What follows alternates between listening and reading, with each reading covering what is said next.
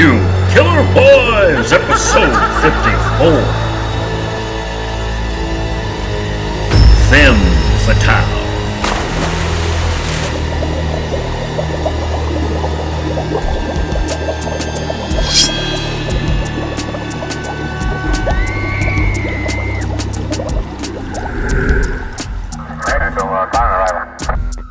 These are the case facts against Lee Hoon-hye, who gaslighted her husband to death.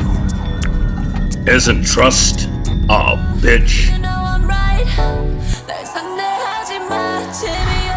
Seoul, South Korea, famous for K-pop, serene Buddhist temples, but also made famous for the murder of one Mr. Yoon Sang-yeop.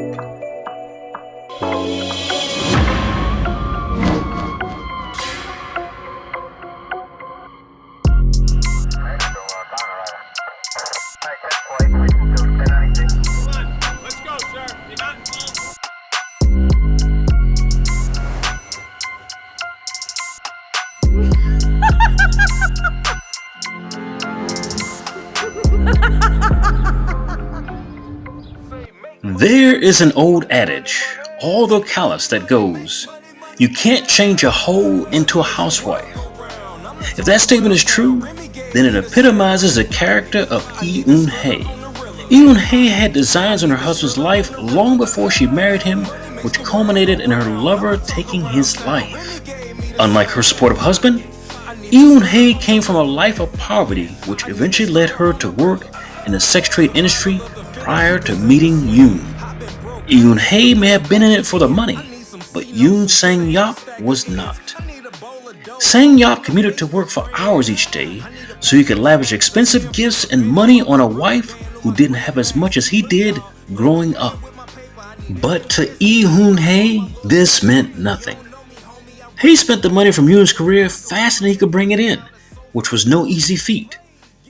Yoon made a healthy yearly salary as a career professional, but he ended up living in a lower class section of town while his wife resided in a high class apartment. Hoon-hye relished the distance away from her husband, whom she didn't really care for, while openly courting her living lover on her husband's dime. The night before the murder, Yoon left his job in a big city to commute back to a lower section of town where he could concentrate on his weekend plans.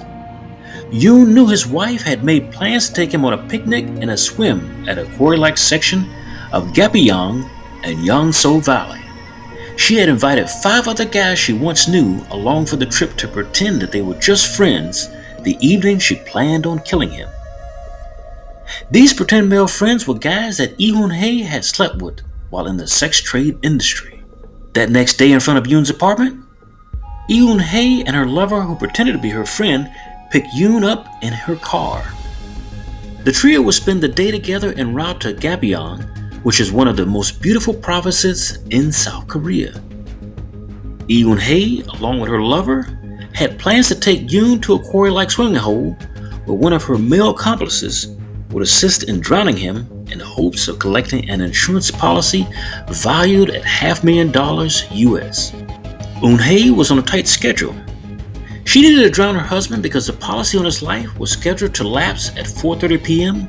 local Korean time. But this was not the first attempt on Yoon's life. It was the third. One of the last 2 attempts to take his life involved trying to drown Yoon after she discovered he couldn't swim. Before that attempt, Lee Hoon-hye and her lover put blowfish poisoning into his food, and when that didn't work, 3 months later, they attempted to push him into a fishing pond, but were caught in the act by an acquaintance who dove in to help him out. Fortunate enough for Yoon, this water was only waist deep. Unfortunately, a few months later, Yoon would find no savior amongst this wooded region of the Gapyeong forest. Only the embrace of death would greet Yoon in these beautifully shared green spaces, where mothers frolic with their daughters and fathers roughhouse with their sons. Here amongst the Asian fawn lily flowers, joggers would run by a man who had less than 5 hours left to live. No one amassed to enjoy this beauty, save for Lee Hoon-hye and her devious cohorts, knew what to take place after nightfall. I'm sure that it came as a complete surprise to Yoon, who finally saw through his own eyes the killer he had married. I imagine at the moment he flailed about, expecting to be rescued by his many acquaintances, did he finally realize that they were letting him die. Yoon most likely struggled in vain up until the time his lungs filled with water and his heart stopped beating. Here is the actual video captured a few hours prior to his death by drowning. In these scenes, you can see Yoon atop a blue and white flotation device being dragged about in the deepest section of water by his wife's lover.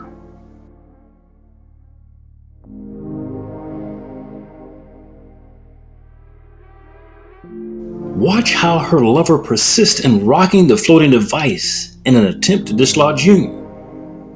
Later, investigators will come to understand that this video was shot to appear as if Yoon was enjoying himself in the water and comfortable in that environment. In this way, his death would appear as an accidental drowning instead of gaslighted event. The videographer made sure to film what was needed by day, but nothing at night when Yoon would actually drown.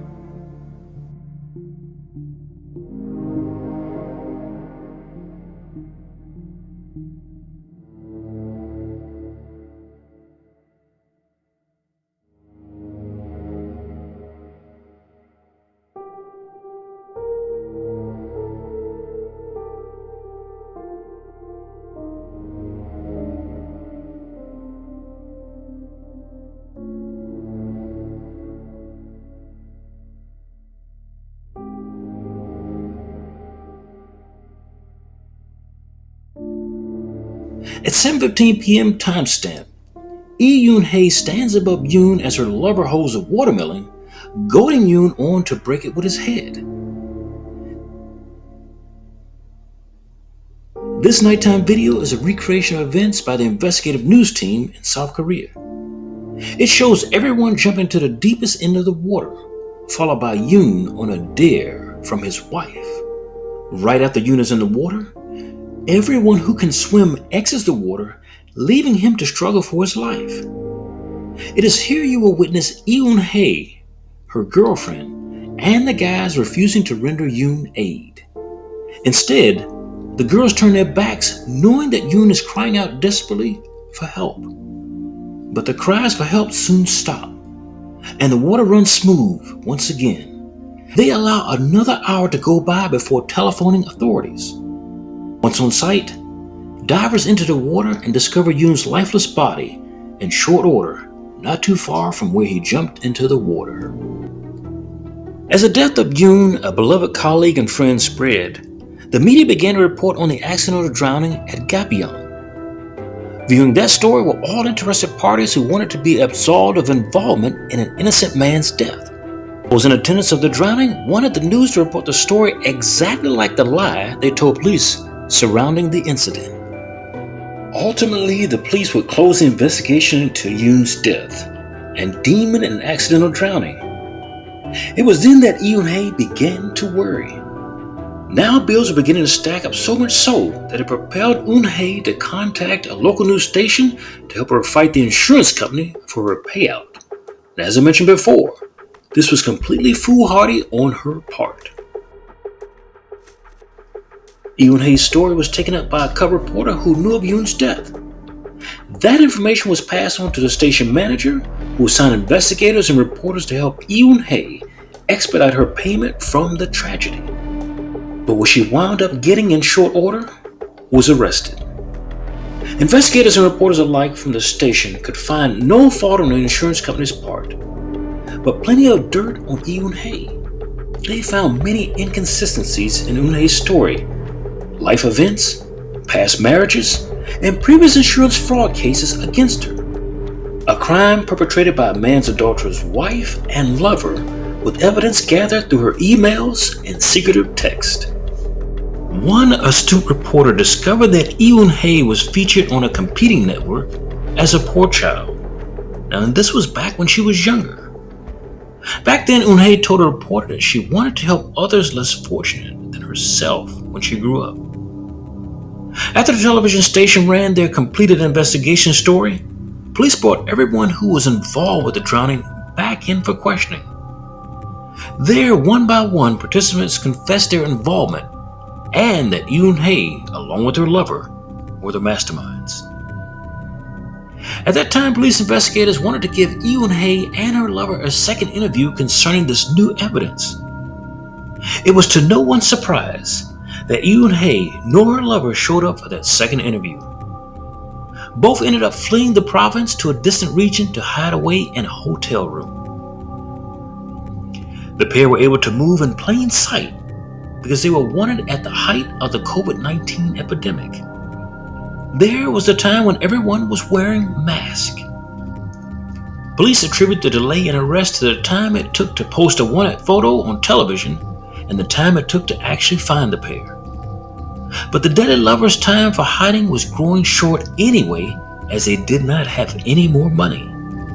It would appear that the deceased wife was reaping what she had sown and was on the edge of starving without money or a place to stay. Now, it probably helped a little that Eunhae's father was also a police officer who told her to turn herself in. Both Eunhae and her accomplice were picked up, separated, and driven to the local police station.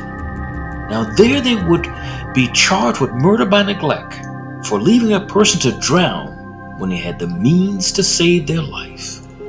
The once brash lovers who had an affair the entire time of Yoon's marriage now covered their faces and whole bodies not to be seen. Both were tried and convicted of murder and sentenced to 30 years for the death of Yoon. Today, the area where Yoon was sacrificed for money is a memorial to his life. Eunhae may have not made a positive impact on Yoon's life, but she made a lasting impact in that she taught other men to be cautious about who they invite into their lives. Although these photos paint Eunhae, the gaslighter, as innocent, the absence of a man's life says otherwise. And as for the reporter who interviewed her as a poor child, he too is saddened and disappointed. As we close this issue of Killer Wives, we caution you to be careful, very careful about who you invite into your life for a night or for an entire lifetime.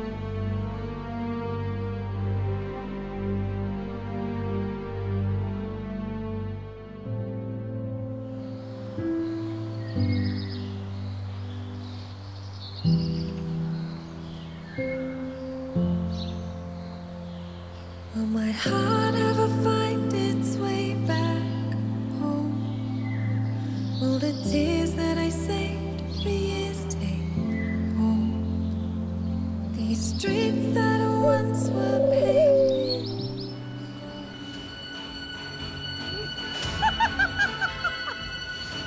Until next time.